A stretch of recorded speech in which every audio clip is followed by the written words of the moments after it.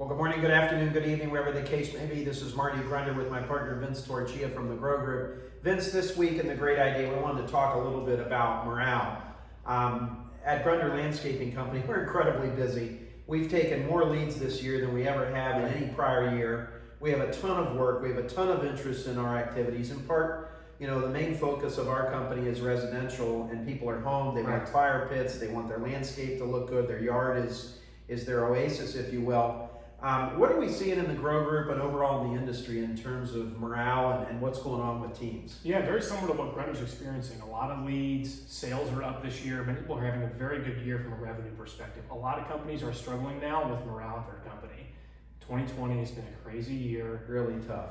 Really tough on people. Really, work has become really the only thing you can put energy into right now. Then you get home from work and you find out that your kids are on Zoom, and maybe your spouse or partner, their work, maybe they've been slow or maybe they've been laid off. There's just a lot more going on that's really wearing on people. So that takes effect in a lot of different ways. One way we're seeing it is just morale in general with team members. So what do you do? I think the first thing you gotta do is acknowledge it, right? You gotta act, you gotta say, like, hey, it's the Bill Clinton line, and I feel your pain, right? Like, I understand what's going on. I understand that you're not in a great situation here. Now, again, we've got to be able to back that up with things. So what are we doing as a workplace to make people feel good and comfortable when they're spending more time with us? Maybe they aren't home right now.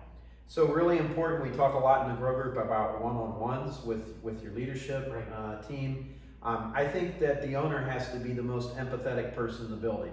I think owners and leaders need to really try to relate to their teams right now. Part of it is just acknowledging what they're doing. You might not be able to fix it, okay? But a little note with a gift card for Dairy Queen is something that I do. Say, hey, thanks for everything that you're doing. I know this year's been tough. Go take the family out for ice cream. Go through the drive-thru because the inside's closed. I think it's showing empathy. I know even myself as the owner, I always feel good when someone says, hey, I know what you're dealing with, and they say something that makes me realize they understand what I'm dealing with.